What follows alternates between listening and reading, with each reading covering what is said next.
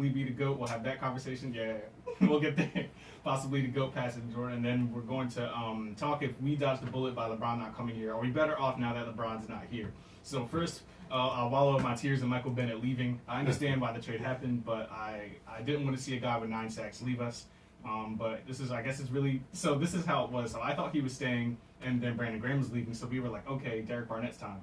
And now that Brandon Graham stayed, I was like, okay, I guess it's not time. But now he's gone again, so it's Derek Barnett's time again. You know what's funny about this whole situation, too? Is I saw a couple people talking. I didn't really dig too deep in the contract situation, but they were saying that why didn't we get rid of Brandon Graham and keep Michael Bennett? Because it would have been a lot cheaper to pay Michael Bennett his raise like he asked for than it is for Brandon Graham's contract.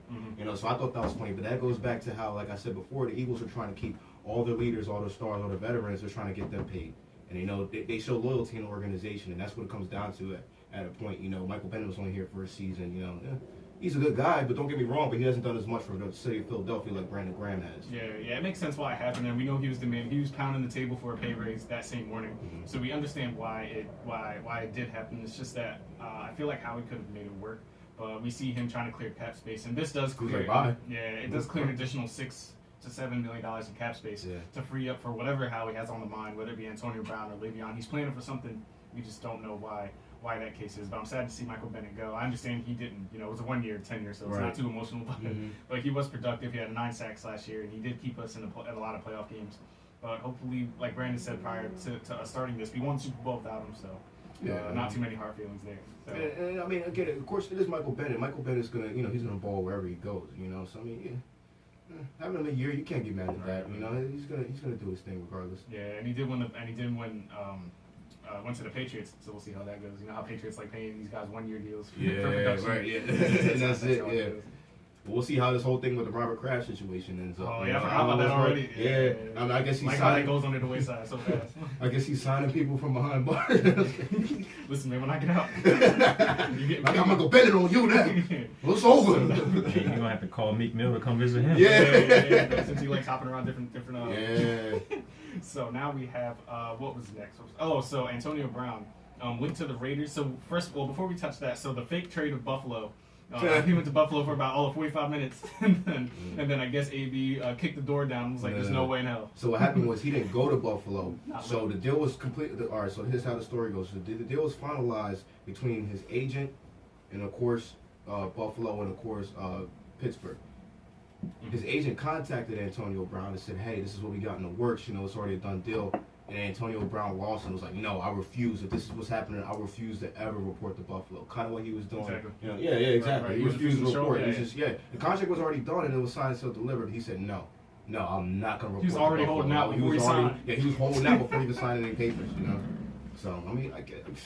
That's kind of why I don't want him too, because like you're gonna bring that much drama and you're telling teams that's gonna give you a shot. It doesn't look good at all. It's like. I can see him being a free agent this season and not getting picked up by anybody. I mean, that's kind of far-fetched, depending on, like, you know, speaking of his skill level, but, man, do you really deserve a shot if you're acting like this? Yeah, that's my thought as well. So I was thinking, when I saw the first trade happen, when Ian Rappaport, when that trade initially happened, I was like, Buffalo must be where disgruntled players go. Like, that must be purgatory for disgruntled players. LaShawn McCoy, and now Antonio Brown. Like, players, T.O. at a point. T.O. at one point. And so I didn't think Antonio Brown would be happy with it anyway, because they have a running back for QB over there. He runs the ball too much. So that's that. So Antonio Brown never went to Buffalo. He's still on the block. And Raiders and Eagles are linked to him. So we'll see if Howie's really clapping up stakes to Antonio Brown. If I'm being like serious, I really don't like. Of course, I'd probably be excited if he came here, but if I had my choice, I'd probably keep him away, just because there's a lot more negatives than positives that come with that. Like if he comes here, like. Alshon is already wide receiver 2 at that point, so that's already unsettling.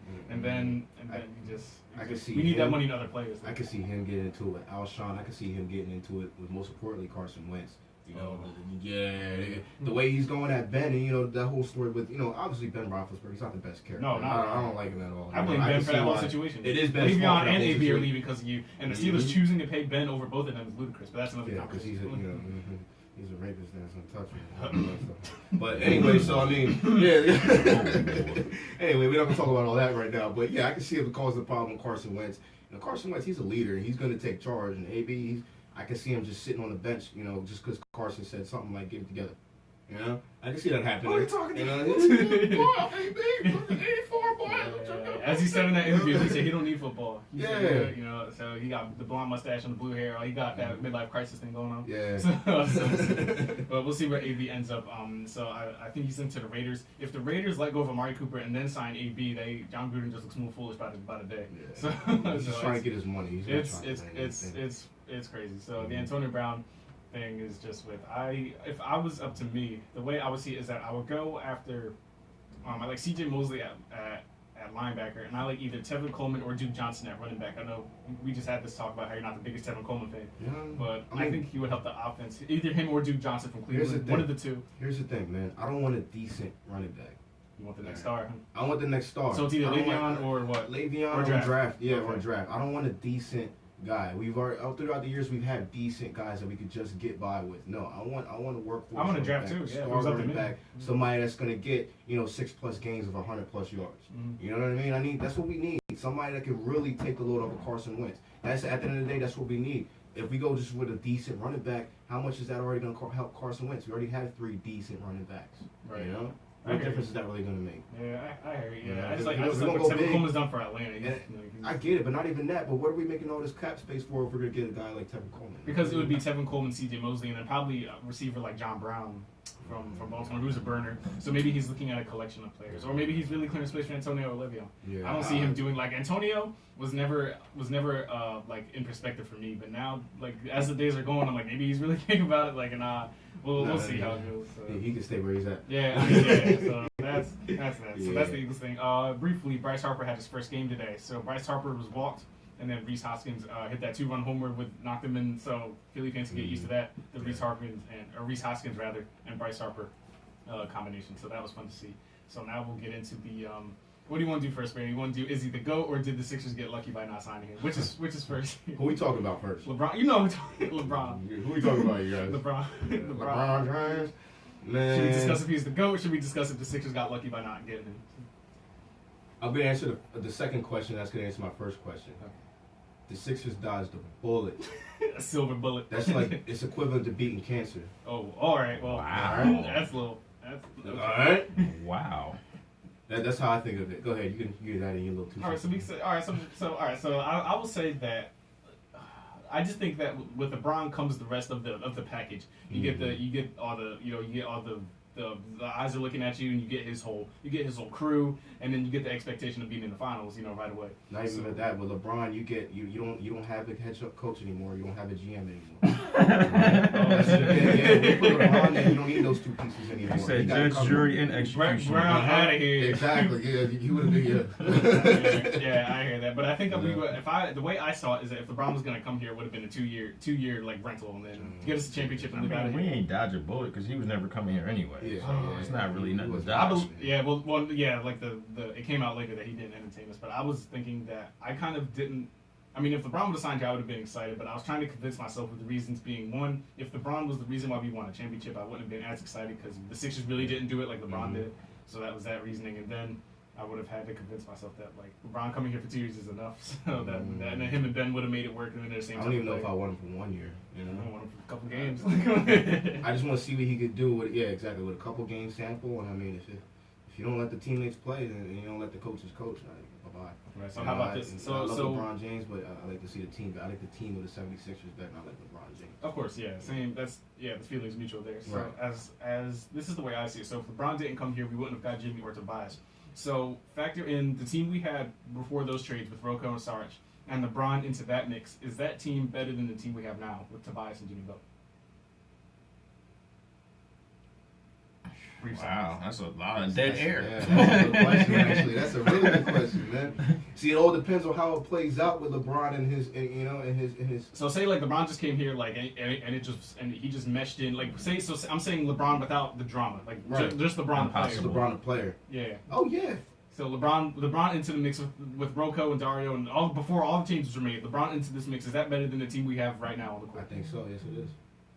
So that means we possibly any team with LeBron probably. Yeah, I'm about to say any team with LeBron, obviously. Well, the argument was that LeBron can go to any team and be considered a contender, but we're seeing that proven that's false right now. Yeah, but at the end of the day, it didn't happen. I'm glad it didn't. Yeah, I know. At the end of the day, but it's just interesting to think about. Like, dang, so Jimmy Butler does Jimmy Butler and Tobias Harris equate LeBron James? He missed like 18 games though, bro. Yeah. I mean, there was a playoff time up until Christmas. Yeah, that's also true. I mean, at the end of the day, LeBron James is LeBron James. But I mean, since that didn't happen, we would have never known that we would have had Jimmy Butler and Tobias Harris. We would have never even known that this was possible. Yeah, I know. I mean, this is just like fantasy booking at this point. Right, fantasy booking. But now, as far as what I'm looking at the situation now, and then what it could have been, I think I'm content with having Jimmy Butler and Tobias Harris versus LeBron. Looking at the bigger scope of it all. Yeah, it's just interesting to think like how LeBron, Joel, and Ben would have meshed if that whole thing would have happened. Yeah. And like would it have been an easier transition rather than Tobias? Well, Tobias has been simple. We've had that discussion. I guess Jimmy Butler. Wait a second, didn't you have the blue mic last time?